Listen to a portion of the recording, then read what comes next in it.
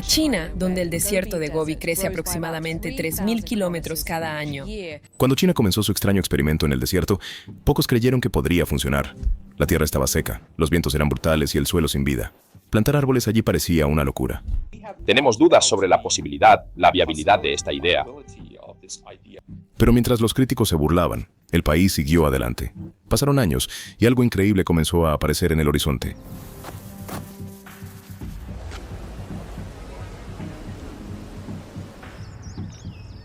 La transformación acallaría cualquier duda. Pronto entenderás por qué este proyecto lo cambió todo. La arena que amenazó a una nación. En el norte de China hubo un tiempo en que la tierra misma parecía estar desapareciendo. Las aldeas fueron tragadas por olas de polvo. Los ríos se volvieron poco profundos y los campos que alguna vez cultivaron trigo se convirtieron en llanuras estériles. El mundo observó cómo China luchaba contra algo mucho más grande que la contaminación o la sobrepoblación. Estaba luchando contra el desierto.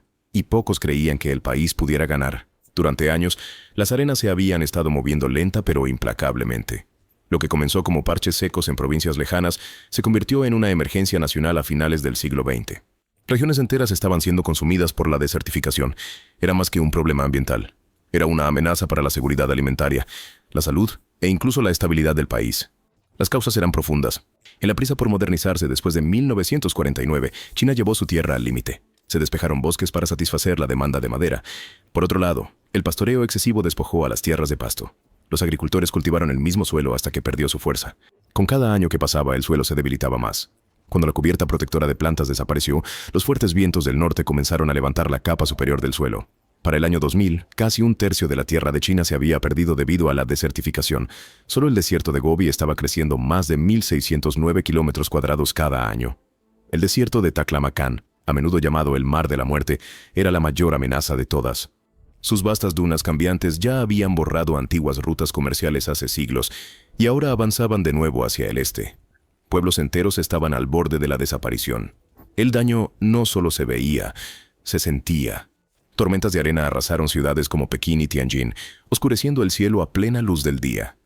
En el año 2006, China registró 17 tormentas de arena importantes. Las nubes de polvo eran tan grandes que alcanzaron Japón e incluso la costa occidental de los Estados Unidos. La pérdida de vidas humanas fue inmensa. Los cultivos se marchitaron y las fuentes de agua se secaron. Millones de personas se vieron obligadas a abandonar sus hogares. Algunos se conocieron como migrantes ecológicos. Estos eran ciudadanos expulsados no por la guerra o la pobreza, sino por el colapso de su propio entorno. Para un país que se levanta como una potencia mundial, las apuestas eran más altas que la supervivencia. La imagen de progreso de China estaba siendo enterrada bajo capas de arena. Los líderes sabían que soluciones temporales fracasarían. Lo que se necesitaba era un plan tan amplio y ambicioso como el mismo desierto. Ese plan llegaría a ser conocido como la Gran Muralla Verde. Era un proyecto tan enorme que muchos se rieron de la idea. Sin embargo, frente a la duda, China decidió contraatacar, no con armas, sino con raíces y hojas. Lo que siguió pondría a prueba la resistencia humana y remodelaría el corazón mismo del desierto. Muralla Viva de China. En 1978, se puso en marcha un plan único. Se llamaba el Programa de Protección Forestal de las 3 regiones del norte, mejor conocido hoy como la Gran Muralla Verde. El plan no era nada menos que revolucionario: construir una barrera viviente de árboles que se extendiera a lo largo del árido norte del país, donde los desiertos de Gobi y Taklamakan avanzaban como mares inquietos. La barrera tendría 4.500 kilómetros de largo y 1.448 kilómetros de ancho. Cubriría regiones de Dongbei en el noreste, Hebei en el norte y Hebei en el noroeste. La idea era devolver la vida a una tierra que se había convertido en polvo. Pero lo que hizo extraordinario este esfuerzo no fue solo su tamaño, sino cómo involucró profundamente a toda la nación. Cada nivel de gobierno participó, incluidos los funcionarios locales y los planificadores centrales en Beijing. Se instó a personas de todo el país a unirse. Se asignaron tareas de plantación de árboles a escuelas, fábricas e incluso soldados. Para muchos, no era solo trabajo, sino una misión compartida de supervivencia. El plan se dividió en 8 etapas que abarcaron 73 años, de 1978 a 2050. Al final, tenía como objetivo restaurar más de 35 millones de hectáreas de tierra degradada. Para lograrlo, China introdujo el programa Grano por Verde en 1999. A los agricultores que accedieron a dejar de usar sus terrenos sobreexplotados, se les compensó con alimentos y dinero a cambio de convertir sus parcelas en pastizales o bosques. Esta fue la apuesta más audaz de China hasta ese momento. Era una lucha por revertir la marea de la naturaleza misma. Pero, ¿funcionaría? ¿Podría un muro hecho de árboles realmente resistir el poder del desierto? de un suelo árido a llanuras florecientes. Algo notable comenzó a formarse en el norte de China, aunque pocos creían que duraría. Lo que comenzó como una lucha desesperada contra las arenas invasoras, ahora evolucionaba en una misión nacional. En 1981, el país declaró el 12 de marzo como el Día Nacional de Plantación de Árboles. Fue un movimiento que transformó un proyecto gubernamental en un deber patriótico. Millones se unieron, plantando retoños en las secas llanuras del norte. Esa participación masiva se inspiró en Sun Yat-sen. Él había abogado por la forestación a gran escala antes de su muerte en la misma fecha de 1925. Su visión vivió a través del movimiento y creó un sentido de propósito que alcanzó mucho más allá del simple acto de plantar árboles. Pero transformar desiertos en bosques no era una tarea sencilla. Como resultado, el gobierno recurrió a la ciencia. Los científicos comenzaron a liderar estudios extensivos. Usaron monitoreo satelital para rastrear el crecimiento de los bosques y evaluar las tasas de supervivencia de los árboles. Los datos que recopilaron dieron forma a nuevos métodos de recuperación de tierras. Cada región enfrentó sus propios desafíos, especialmente en las zonas del norte, que son secas y difíciles, donde muchas plantas no lograron enraizar. Pero el fracaso nunca detuvo el esfuerzo. Los agricultores experimentaron con sistemas de riego, tableros de paja y acondicionadores de suelo para retener la humedad. Con el tiempo, el proyecto se expandió más allá de solo árboles.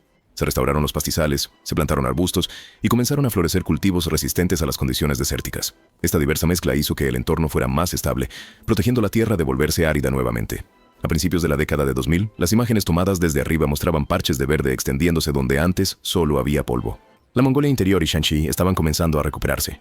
Hubo contratiempos, por supuesto. Algunos árboles murieron y los expertos dudaban de que el esfuerzo pudiera durar. Sin embargo, a pesar de los fracasos, un tranquilo sentido de orgullo se extendió por toda la nación.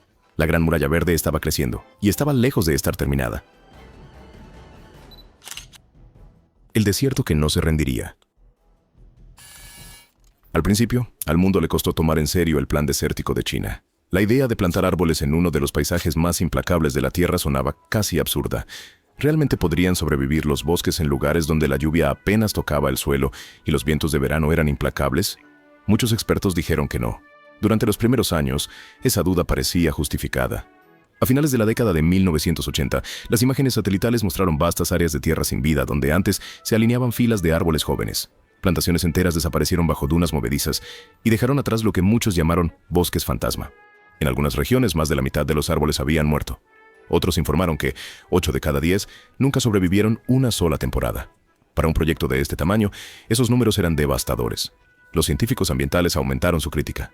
Advirtieron que China estaba plantando el tipo equivocado de árboles, unos no aptos para suelos secos y salados.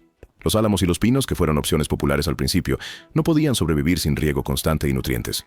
Sin biodiversidad, estos monocultivos se convirtieron en criaderos de enfermedades y plagas. En lugar de sanar la tierra, los expertos temían que la campaña pudiera estar empeorando las cosas. También había preocupaciones sobre el agua.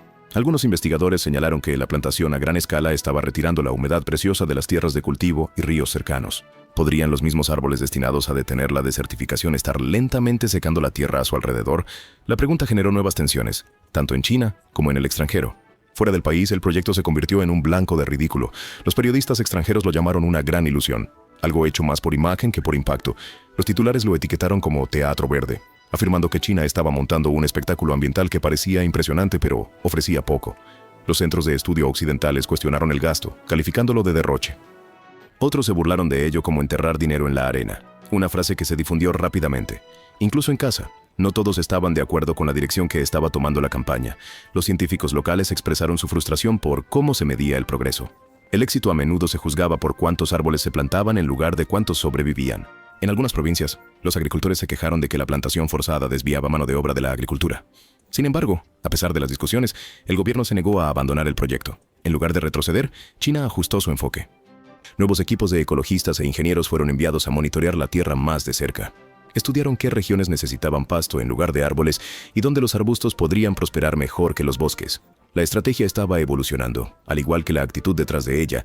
Ya no se trataba solo de plantar, se trataba de comprender. Con el tiempo, este cambio de mentalidad transformaría la Gran Muralla Verde de una idea en apuros a un sistema que se adaptaba, aprendía y se fortalecía con cada año que pasaba. El mundo se había burlado del esfuerzo una vez. Pronto, esos mismos críticos tendrían que volver a mirar y preguntarse cómo algo que una vez se descartó como imposible estaba comenzando a echar raíces. Cuadrículas de esperanza. Mientras el mundo se burlaba de la idea del país de construir bosques en la arena, miles de trabajadores, ingenieros y voluntarios avanzaban en silencio. No había máquinas lujosas ni programas de miles de millones de dólares, solo sudor, valor y una determinación que se negaba a morir. No estaban luchando contra enemigos o ejércitos, estaban luchando contra el viento. Una de sus ideas más ingeniosas provino de algunos investigadores del desierto en la década de 1970. Crearon lo que se conoció como el método de cuadrícula de paja. Fue un invento simple pero poderoso. Los trabajadores colocaron manojos de paja sobre las dunas en pequeñas cuadrículas. La paja ralentizaba el viento y evitaba que la arena se desplazara. Además, también mantenía restos de humedad el tiempo suficiente para que nuevas plantas crecieran. No parecía mucho al principio, solo un mosaico de paja seca sobre dunas interminables. Sin embargo, se convirtió en la diferencia entre la supervivencia y el fracaso. La paja provenía de granjas de arroz dispersas por todo el país. China producía cientos de millones de toneladas métricas de paja de arroz sobrante cada año, y la mayoría se quemaba o se tiraba. Ahora tenía un nuevo propósito. Camiones llenos eran llevados al desierto. Hombres y mujeres las esparcían a mano bajo el sol, con sus rostros cubiertos con tela para bloquear la arena. Trabajaban alrededor de los bordes del desierto de Taklamakan. Era un lugar tan seco que la arena podía enterrar caminos de la noche a la mañana y tragar aldeas cercanas sin advertencia. Cada metro cuadrado requirió esfuerzo. Cada cuadrícula tenía que ser fijada en el suelo y regada, para que no se volara. El objetivo no era conquistar el desierto en un día, sino frenarlo lo suficiente para que la vida pudiera establecerse.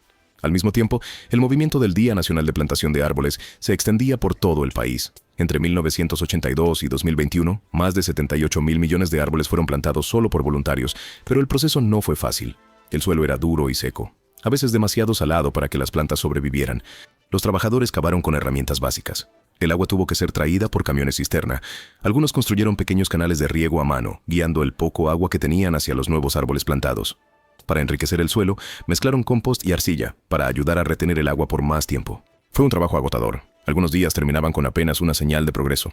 El calor podía ser brutal, y la arena nunca dejaba de moverse. Aún así, las rejillas de paja comenzaron a mostrar resultados. Imágenes satelitales revelaron más tarde que el movimiento de arena en ciertas áreas había disminuido en casi un 100%. La vegetación comenzó a arraigar. Aparecieron parches verdes donde antes no había más que polvo. Sin embargo, a medida que las dunas quedaron en silencio y surgieron nuevos brotes, otro problema estaba esperando justo más allá del horizonte. El desierto no había sido derrotado, solo ralentizado. Muchos de los árboles plantados todavía luchaban por sobrevivir. Los vientos fuertes volvieron, y los críticos que una vez se rieron empezaron a preguntar si todo este esfuerzo realmente podría durar. La siguiente etapa del proyecto pondría a prueba la paciencia de China como nunca antes. El sueño verde bajo fuego. Lo que comenzó como la gran misión ambiental de China, pronto se convirtió en una guerra contra la propia naturaleza. Todos los esfuerzos por plantar y cultivar se encontraron cara a cara con un enemigo que había gobernado la tierra durante siglos. Los desiertos que China buscaba conquistar no eran campos de arena sin vida. Eran paisajes inquietos y cambiantes moldeados por vientos feroces, sequías y el tiempo. El Taklamakan, el Gobi y los otros vastos desiertos eran algunos de los lugares más inhóspitos de la tierra. La lluvia apenas caía, a menudo menos de 10 milímetros en todo un año. En algunos lugares, pasaban meses sin una sola gota. Los veranos podían quemar a 45 grados Celsius y los inviernos podían congelarse a 20 grados bajo cero. ¿Cómo podrían sobrevivir los árboles jóvenes a eso? Como se mencionó anteriormente, muchos nunca lo hicieron. El suelo mismo empeoró las cosas. Era suelto y seco, lleno de arena que se deslizaba entre los dedos como polvo. No podía retener agua ni nutrientes. Incluso cuando los trabajadores lograron llevar riego, la mayor parte del agua desapareció casi instantáneamente, ya sea que se filtrara demasiado profundo o se evaporara bajo el sol. En las peores áreas del desierto, más del 80% de los árboles plantados murieron antes de que sus raíces pudieran asentarse. Luego vinieron los otros problemas, que fueron los creados por los humanos. La operación requirió un esfuerzo enorme y la logística fue brutal. Agua, plántulas y paja de arroz tuvieron que ser transportados a largas distancias hacia áreas lejanas de cualquier ciudad. Transportar esos materiales costó grandes cantidades de dinero y mano de obra, y cuando las tormentas de arena golpearon, borraron meses de trabajo en unas pocas horas. Los árboles recién plantados fueron enterrados, las trincheras desaparecieron y las cuadrículas enteras de paja fueron arrastradas por el viento. Las granjas forestales que antes parecían prometedoras comenzaron a cerrar. Los gobiernos locales, bajo presión para cumplir con los objetivos de plantación, se centraron en las cifras en lugar de los resultados. Era más fácil contar los retoños que asegurar su supervivencia. Algunas regiones plantaron vastas filas del mismo tipo de árbol solo para cumplir con las cuotas. La tierra se llenó de bosques idénticos con poca variedad. Pronto, empezó a extenderse la crítica. Los medios chinos cuestionaron si el plan realmente estaba funcionando. Periodistas extranjeros repitieron sus dudas, llamándolo un experimento grandioso pero equivocado. Los ambientalistas advirtieron que la plantación constante de árboles de una sola especie podría causar más daño que beneficio. Argumentaron que usar tanta agua para mantener vivos esos bosques podría secar pozos y ríos, dejando en peligro a las granjas y pueblos cercanos. Incluso los científicos dentro de China comenzaron a pronunciarse. En documentos de investigación y reuniones de políticas, cuestionaron si era prudente seguir forzando árboles en un lugar que nunca había sido destinado para ellos. Algunos dijeron que el objetivo no debería ser cubrir los desiertos con bosques, sino encontrar un equilibrio. Esto, dijeron, requería trabajar con la tierra en lugar de contra ella. La crítica dolió, pero también forzó el cambio. Aquellos que lideraron el proyecto comenzaron a darse cuenta de que ganar la lucha contra el desierto tomaría más que árboles. Tomaría comprensión, adaptación y tiempo. Una nueva fase para la lucha de China contra el desierto. Después de años de dificultad y críticas públicas, la Gran Muralla Verde de China estaba entrando en una nueva etapa. Los árboles muertos, las granjas fallidas y los esfuerzos desperdiciados habían revelado una verdad, y esta era que el desierto no podía ser conquistado solo plantando. Los responsables de formular políticas y los científicos comenzaron a replantear sus métodos. En 2011, un informe importante de la Academia China de Ciencias instó al país a cambiar de dirección. Hizo un llamado para un cambio de plantar árboles sin fin a restaurar los ecosistemas naturales. La idea ya no era luchar contra el desierto, sino devolver el equilibrio. Este informe se convirtió en un punto de inflexión, y pronto los programas de control de desertificación de China comenzaron a evolucionar. En lugar de retirarse, el gobierno respondió con una nueva ola de investigación y experimentación. Estudiaron la tierra, el suelo y las plantas que podrían sobrevivir allí. El conocimiento ecológico tradicional se combinó con la ingeniería moderna para encontrar mejores respuestas. Esto marcó el nacimiento de una fase más inteligente y adaptativa para la Gran Muralla Verde. El cambio fue visible en el campo. Uno de los avances más importantes llegó con la mecanización de la construcción de cuadrículas de paja. En los primeros años, estas cuadrículas de paja se colocaban a mano. Los trabajadores laboraron bajo el sol ardiente mientras construían las plazas que ayudaban a atrapar arena y retener humedad. Funcionó, pero el proceso era dolorosamente lento y requería mucha mano de obra. Los ingenieros chinos comenzaron a diseñar máquinas que pudieran hacer esto más rápido. Equipos automatizados para cavar zanjas y colocar paja pronto aparecieron, capaces de cubrir terreno hasta 6 veces más rápido que el trabajo manual. Este avance hizo posible estabilizar dunas a una escala mucho mayor, convirtiendo áreas que antes eran imposibles en zonas controladas, donde la vegetación podía crecer. Los fracasos del pasado se convirtieron en lecciones. En lugar de forzar a los árboles a crecer donde no podían, China comenzó a usar ingeniería, ciencia y naturaleza juntos. ¿Cómo la ciencia reconstruyó el desierto? La transformación fue más allá de las máquinas y la mano de obra. Una ola de refinamiento ecológico que reformó todo lo que China pensaba que sabía sobre cómo combatir el desierto. Después de años plantando árboles que no podían sobrevivir, los científicos se dieron cuenta de que el problema no era solo el método, sino el tipo de árboles que se usaban. La vieja dependencia de las especies de rápido crecimiento había fracasado. Eran demasiado frágiles, requerían mucha agua y nunca pertenecieron realmente al desierto. Entonces, China cambió de rumbo. En lugar de forzar árboles inadecuados en la arena, la atención se centró en especies nativas y adaptadas al desierto. Comenzaron a aparecer plantas como el saxaul, el goji y resistentes pastos del desierto a través de las dunas. Estas especies podrían sobrevivir a las largas temporadas secas, anclando el suelo y restaurando el equilibrio natural. No solo se mantenían firmes contra el viento, sino que ayudaban a formar ecosistemas enteros que podían sostenerse a sí mismos. Pero el cambio no se trataba solo de plantas. Los investigadores de China dirigieron su atención bajo tierra. La mayor debilidad del desierto era su suelo. Como resultado, comenzaron a experimentar con formas de hacerlo más fuerte. Probaron mezclas de biochar, composto orgánico e inoculantes microbianos, cada uno diseñado para ayudar a la arena a retener humedad y nutrientes. En algunas regiones se instalaron sistemas de riego por goteo a pequeña escala, lo que ayudó a entregar agua precisamente donde se necesitaba. En otros casos, los científicos añadieron hongos micorrízicos al suelo, fortaleciendo las raíces de las plantas y aumentando las tasas de supervivencia. Al mismo tiempo, la ingeniería se fusionó con la ecología de maneras nuevas e impresionantes. El ferrocarril Bao a Lanzhou, que atravesó una sección del desierto de Tenger, se convirtió en un modelo de diseño ambiental.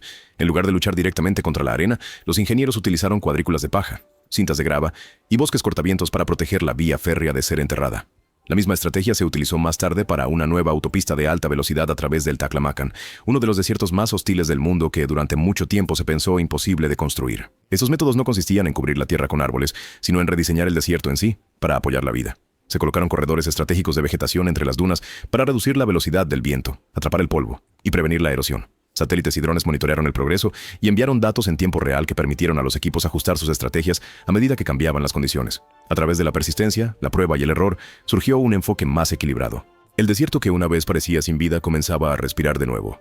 En 10 años, la transformación se hizo visible desde el espacio, y las naciones que alguna vez dudaron de los esfuerzos de China comenzaron a tomar nota. El desierto ya no era un símbolo de derrota. Se estaba convirtiendo en una prueba de que la paciencia y la ciencia podían transformar incluso los paisajes más duros en tierra viva.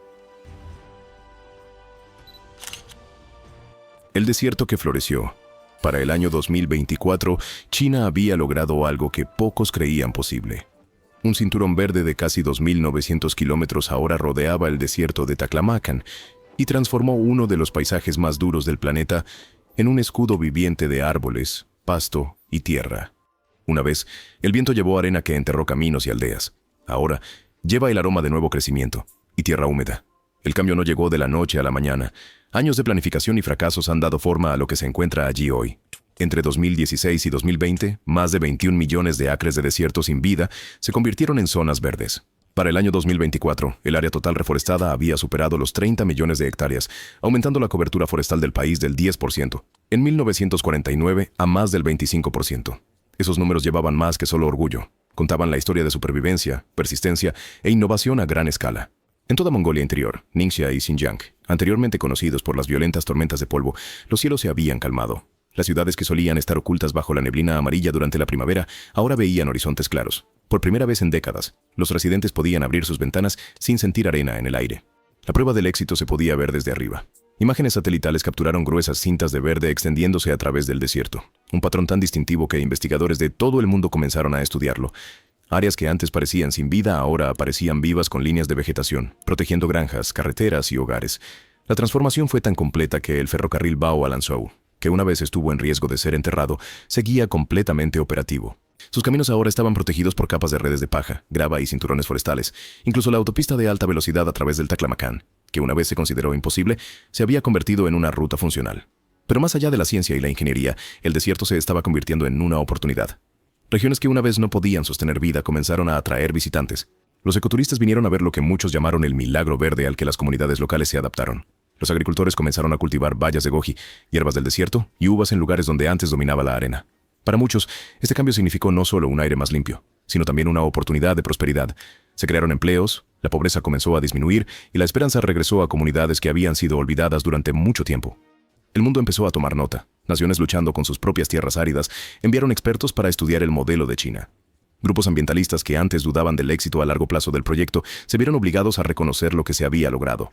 China ya no era el estudiante, se había convertido en el ejemplo. Lo que comenzó como un intento desesperado por detener las arenas se había transformado en una de las mayores recuperaciones ambientales de la era moderna.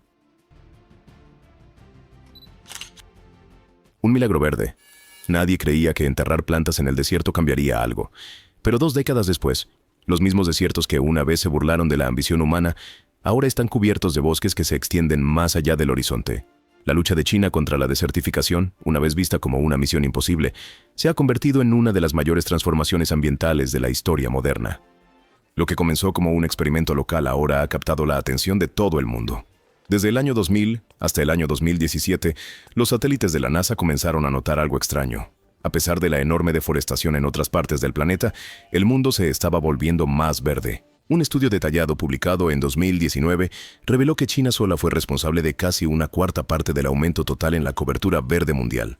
Los resultados sorprendieron a los científicos. Gran parte de este crecimiento no provino de bosques naturales, sino de proyectos deliberados de reforestación y restauración sostenible de tierras liderados por China. La Gran Muralla Verde, combinada con otras grandes campañas de plantación, se convirtió en la columna vertebral de este movimiento.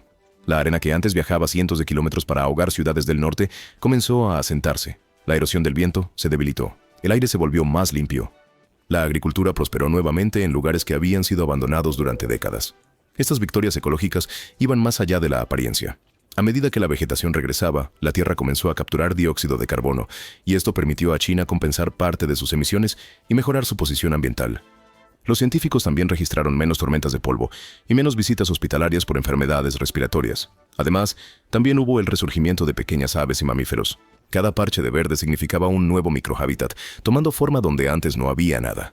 Pero quizás la parte más inesperada de esta transformación provino de fuera de China. Los países que luchan contra sus propios desiertos comenzaron a prestar mucha atención.